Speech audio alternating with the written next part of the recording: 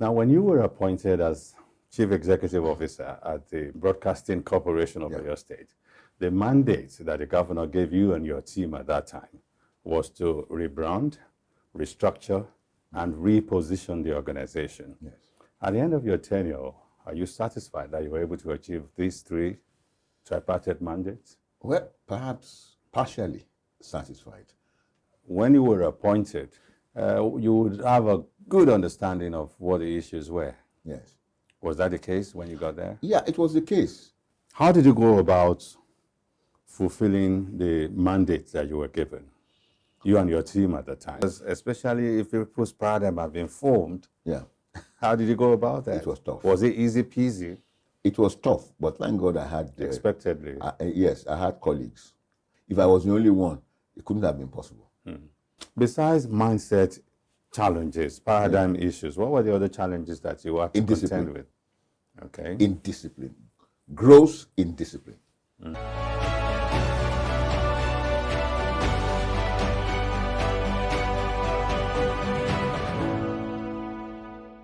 In fact, they attempted to take my life. Really? Through diabolical means. Really? I got to the office one day and I met this sacrifice in front of my office. You know, they just, because see, they will resist. Anybody who has been used to indolence will resist discipline. It's a natural thing. It's a natural human nature. Yeah, yeah. You know, but before we left, some of them knew about all of this. You know, your strategy for dealing with indiscipline was lead by example. Exactly. Put sanctions in place. Exactly. And also not apportion sanction wholesale, because you recognize that it has to be a gradual process. That's so right. it was a push and pull, push and pull until the vehicle now started to move. Exactly. What other challenges did you face besides paradigm issues and indiscipline issues? Well, I've talked about overbloated workforce, where I met 14 functional cars and there were 32 drivers. That's just an example. 14 functional cars, vehicles, and there were 32 drivers. You met 14 official cars? Yes. And 32 drivers were driving Some of them had not even touched the government vehicle in terms of holding the steering wheel like this for about 3 months, and they were earning salaries. So we needed to do something about that, but we didn't succeed with that until the second term. And even with that, all hell was let loose. Yeah, we will get there because it's major. It's major. Yes.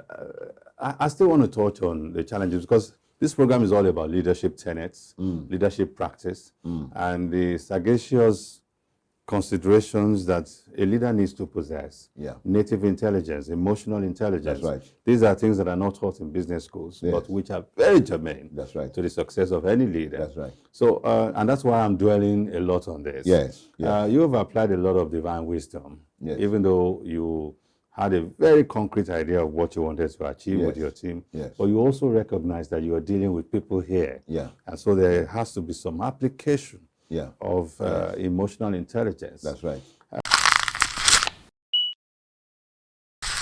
I want to know staff welfare. Yes. Because there's a place for motivation. That's right. And there's a place for incentives. That's right. Was this part of the consideration? It was. We did a lot on that. You did? Yes. Yes. What we did was, as money was coming in, I introduced some increase in allowances. But statutorily, could you do that? Well, considering that those in the administration department who will tell you that, how can I send a driver out with a reporter and they are going overnight and they tell me that the driver is 2,000 naira night allowance. The reporter is 4,000 naira night allowance because of the level they are at. Look, the guy is going to Lagos. You give the driver 2,000 naira for a night. So how did you navigate that war? Thank you. I asked the admin, I said, I'm going to increase this thing. We are going to sit down and watch and work out the levels so that the lowest will be like about 6,000 naira. They shouted. I said, this thing has been on for years for the secretariat. I didn't listen to them. I went to meet the head of service. I said, this is what I want to do. I cannot be driving people the way we are driving them now. without any means of encouraging them. But they said that it's 2,000. You yourself in secretariat, you should have moved this thing upwards. You have reviewed it upwards. And I said, brother, that's what he used to call me. He said, you are a parastater. If you so wish, you can pay them 100,000 naira every month. I didn't want to interrupt you. I wanted to say, fortunately, you're a parastater. Exactly. You're not directly under the civil exactly. service So rule. he said, if you have the resources, you are the one making your money. If you like, you can decide that you want to increase. I said, that's all I want to hear. I went back. I told the rest of admin, I said, this is what I'm going to do. So we increased it. Even the managers who are beneficiaries, those who are earning like 8,000, 9,000 naira, were now earning 14,000 naira every month. Of course, I had checked whether I would be able to sustain it or not. Looking at the profile. Exactly. You know, of course, they were very happy.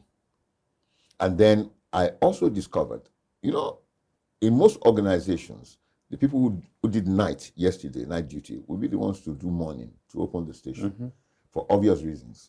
You know, for the logistics. Exactly.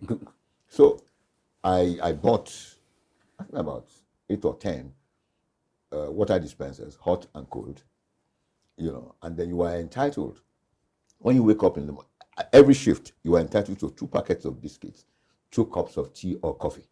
In the government parastatal? Yes, particularly the operational areas. I'm talking about news, programs, production services. Yes. You know. Because you had to start from somewhere. Exactly. Anyway. Because when you wake up in the morning, when you open the station at 5 in the morning, there's no way you can say you want to eat anything until about 9 or 10.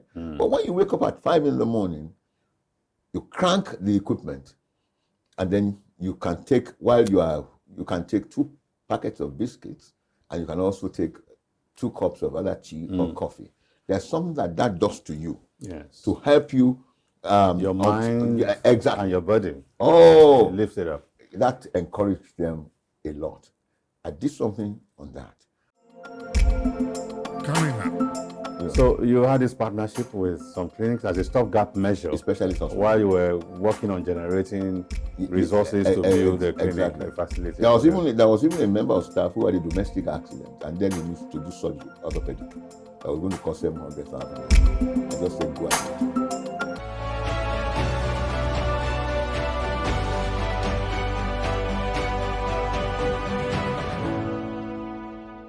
On welfare, I made welfare free.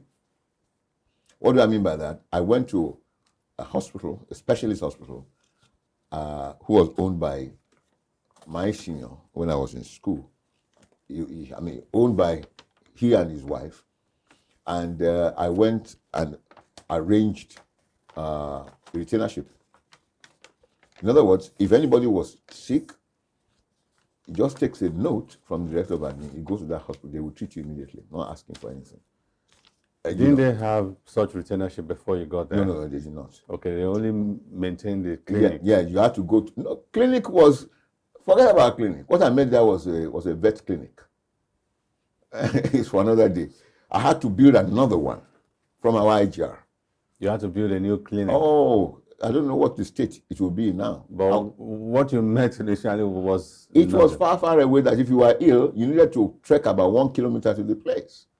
And the day I went there, the matron kept on bothering me. And I said, okay, madam, I'm just coming here. I'll come and have a look. So the woman came one morning and said, Oga, I'm not going until you follow me there. So, and when you got there?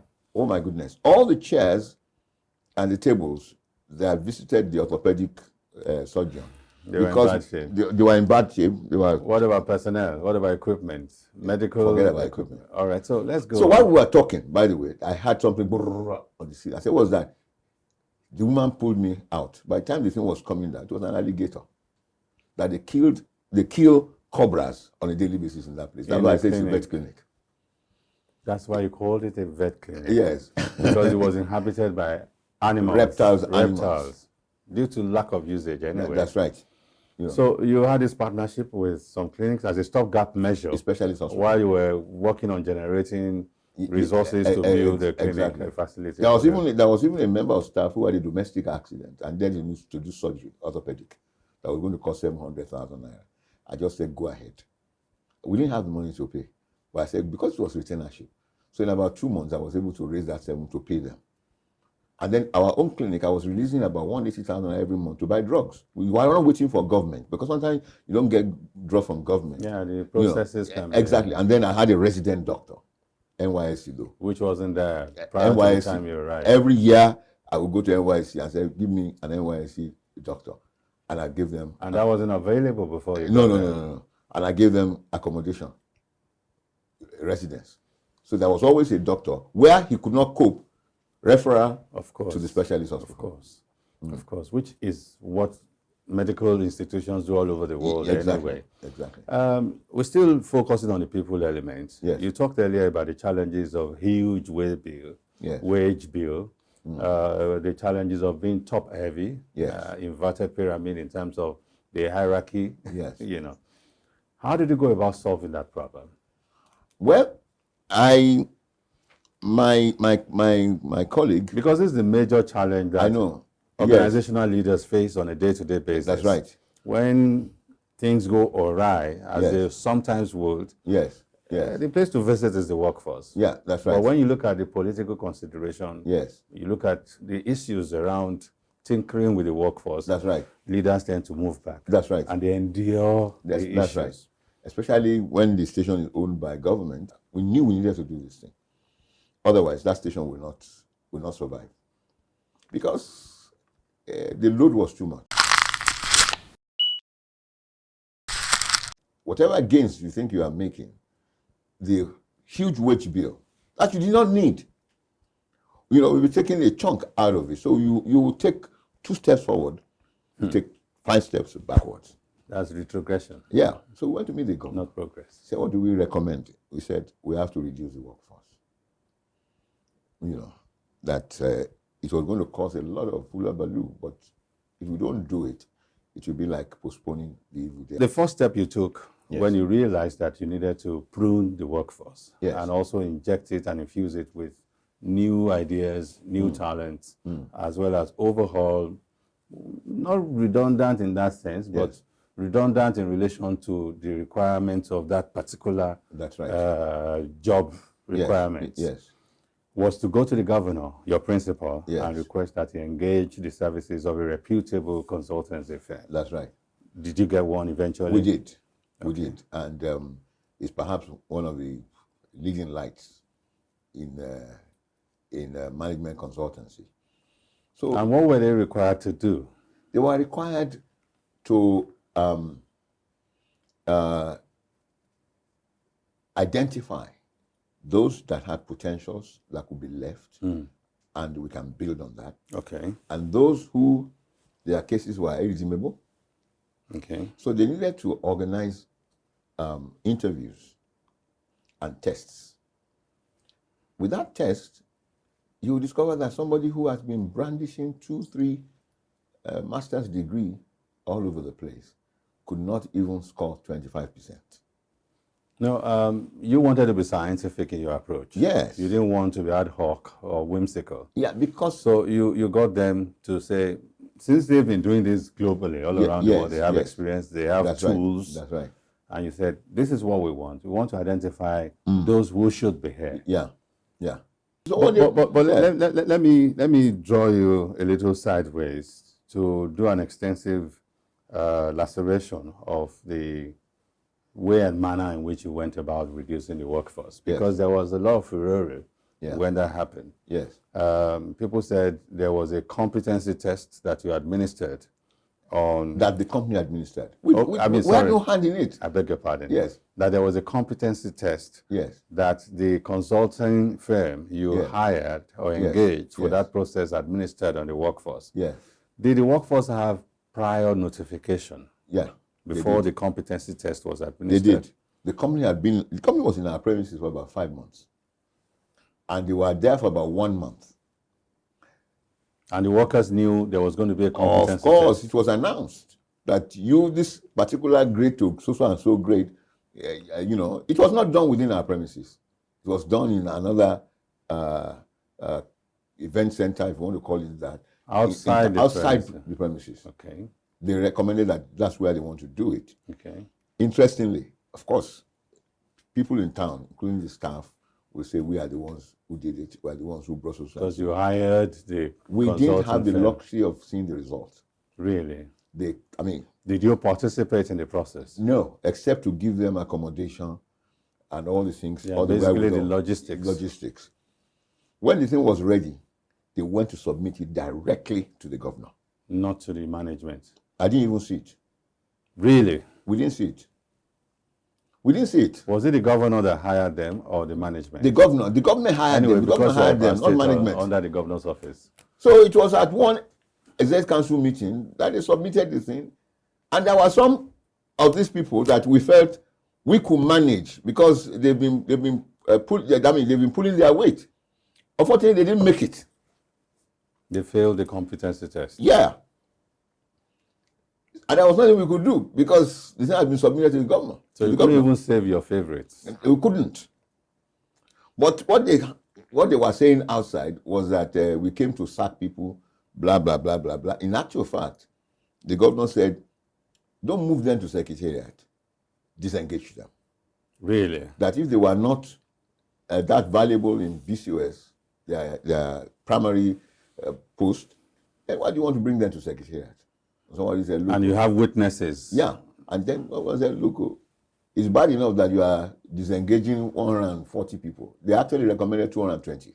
Because look, if you look at privately owned stations, maximum they will have is 35, 40 workforce. And I had 147 for our FM station.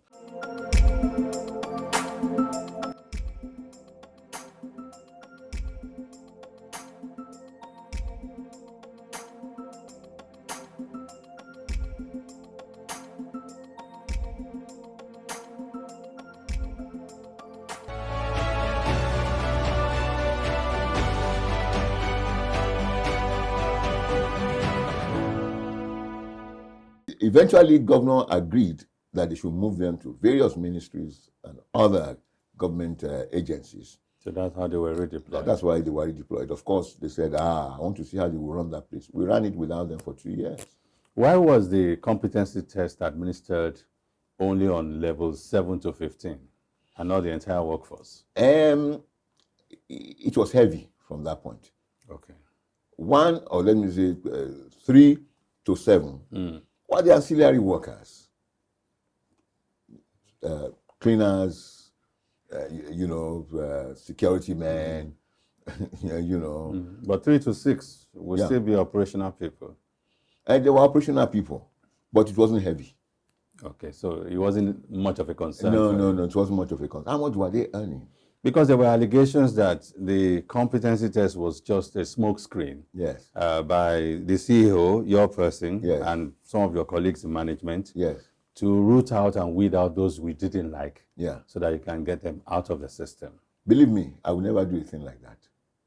Believe me. But you see, I don't expect them to believe me. So we had enough money now to be able to say, look, if you travel out of Ibadan, this is your reporter, this is your allowance. That we didn't have money to do before.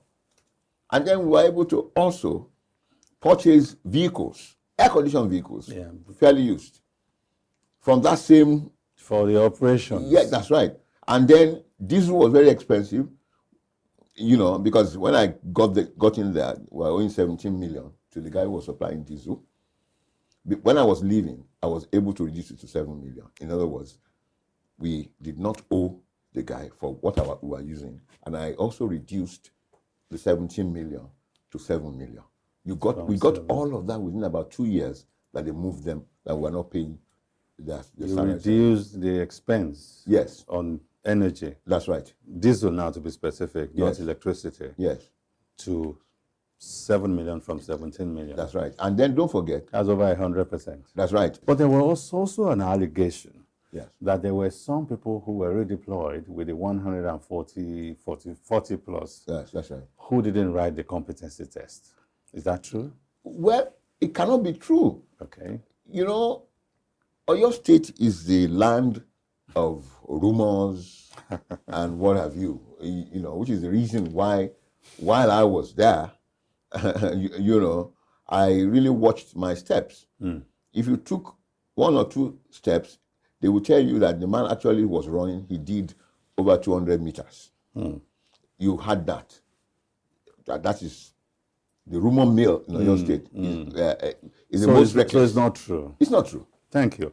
Now, when you left, Yes.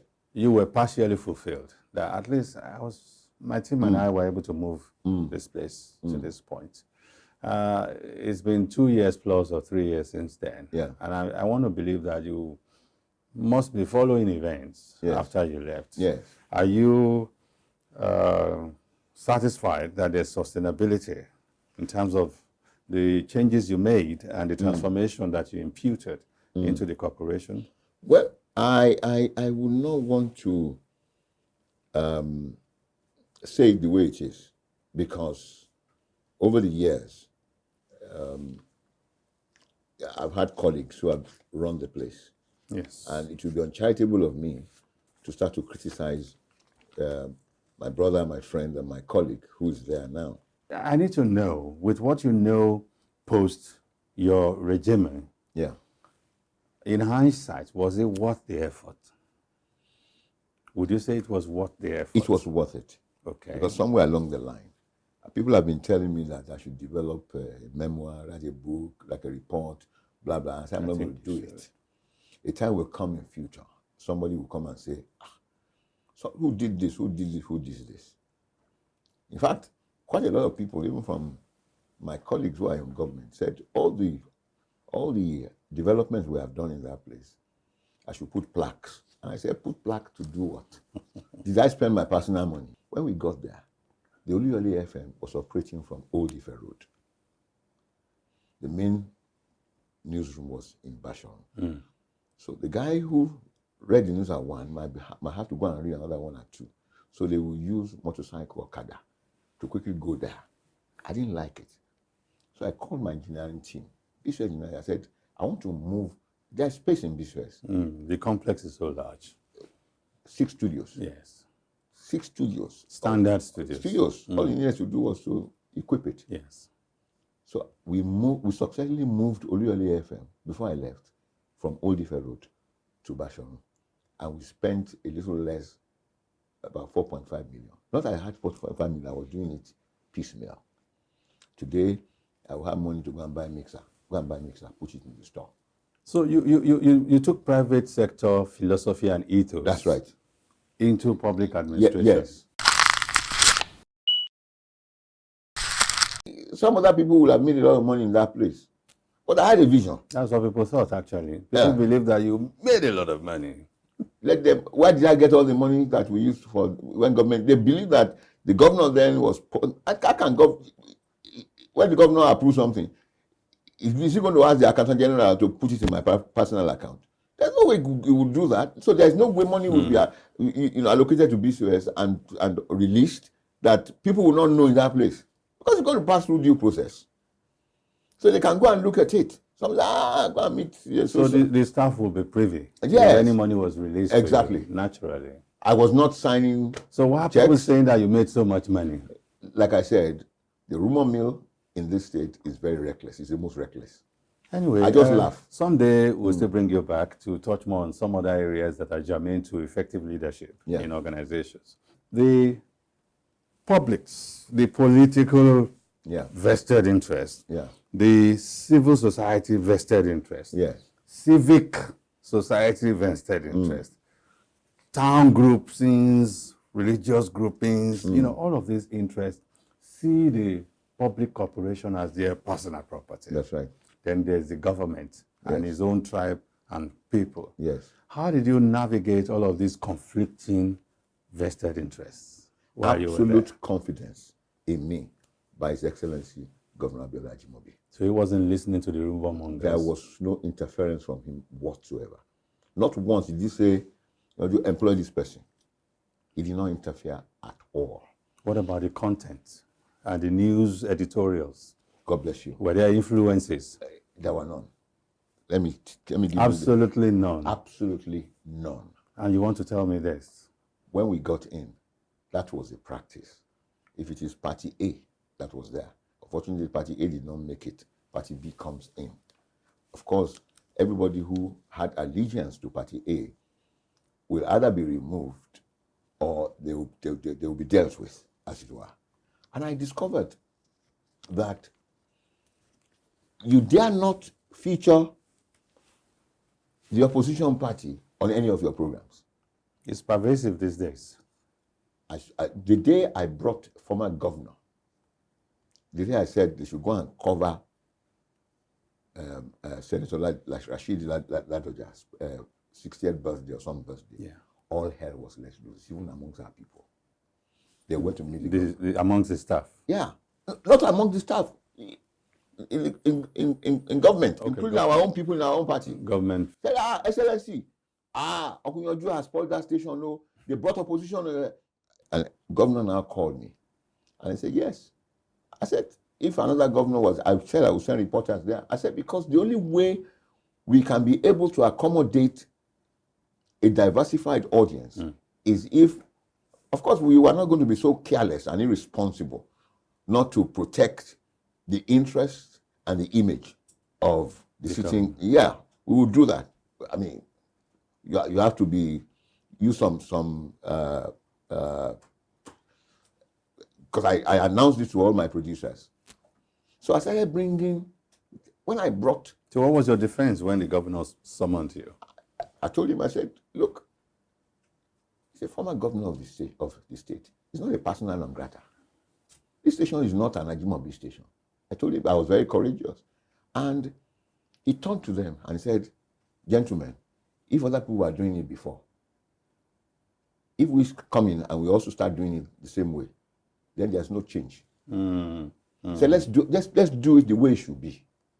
So you were able to convince your principal that this is a professional thing to do. Exactly. The day I brought Chief Ebenezer Batope to our early morning program, you know, he was a very staunch member of PDP. PDP stalwart. When the man was signing off, he commended us. He said this is the first time that an opposition party will be allowed to be able to have some latitude on a station that is controlled by an APC government. And he now turned to the camera and said, Governor Abiola Ajimobi, I kudos to you. I commend you. You know, and I commend my brother Yanju Adegbite. So your strategy for dealing with it was to stay true to professionalism, That's right. professional ethics. Yes. And also you were fortunate Yes. to have a principal who could relate to those concepts. That's right. And who gave you that covering and protection. Yes. Mr. Yanju Adegbite, thank you so very much for coming to share your insights with us on this episode of Leading. It's a great honor, great privilege, and I must really appreciate you giving me this particular opportunity to at least put certain things right and to also contribute the little that God has bestowed on me and to let people know what are the things that we still need to put right in this particular broadcast industry. This is my life. I can never be a contractor perhaps as a consultant, but that I will be an entrepreneur or I will be somebody who is selling so and so is never my life. You know, it's never been part of me, and it will never be. It's even too late. Too late. Thank you very much.